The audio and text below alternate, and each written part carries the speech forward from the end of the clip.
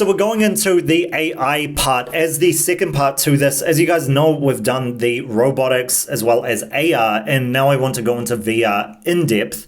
And I just explained the last video what those three are. There's mixed reality, VR, and AR. Most importantly for you guys is to check out that video because it tells you exactly what it is and where we're headed in the future in terms of AR as well. So for this video, VR, let's get into this. So VR is the environmental change that you put goggles on to experience at this point. Now, we could have a future where you don't need goggles, so to speak, or glasses to experience virtual reality. You can literally have it playing out in your mind through the chips, Neuralink, etc., or whatever we have in the future that comes into mainstream production.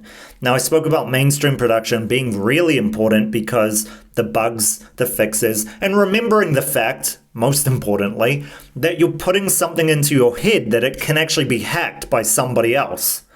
So you need to think about stuff like this before you just put yourself out there. Because again, if somebody can get a wireless connection to you, very easy to terminate that and therefore kill yourself, right?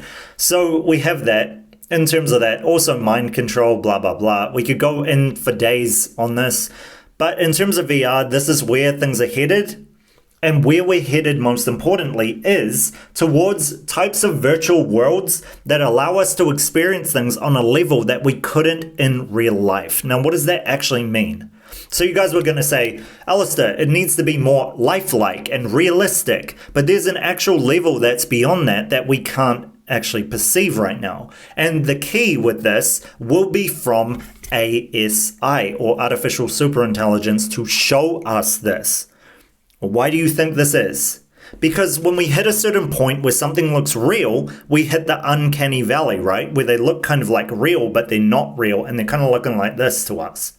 So you're kind of looking at it like, okay, so that looks kind of real, but it's scary, horror, in the terms of not being too real, but also real enough to kind of scare you and freak you out, right?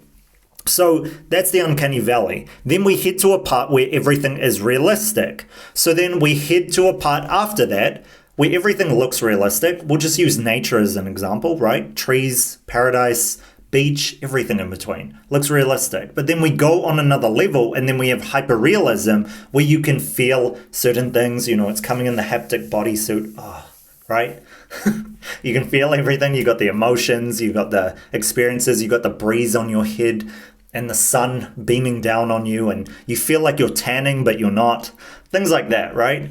But more in depth, and more importantly, we hit a type of hyperrealism that goes beyond this, where you have the hyperrealism to an experience that I can't even perceive to you guys and girls, or I can't even describe. We're talking a level that's beyond kind of the capabilities of what we can perceive with the third dimension of vision, sight, sound, smell, taste, etc.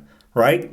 Beyond that. So the level beyond that we have yet to experience, but again, it is very possible when it comes to something like ASI. They can explain this because they can duplicate themselves on the level that we can't, and they also have the capacity, not just in IQ, but EQ that is far beyond us in capability. So therefore, they replace us and we all die. The end. No, I'm kidding. We're heading to that point.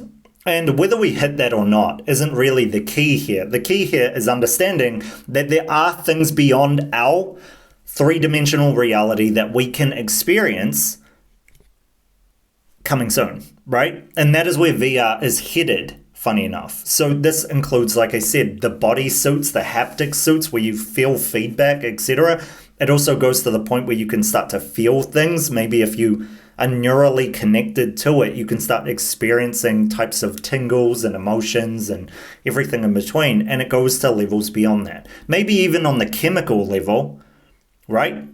Where you start feeling bouts of dopamine, serotonin, and therefore also cortisol, pain, right? Pain and suffering and everything in between. So this is where we could head in the future when it comes to VR.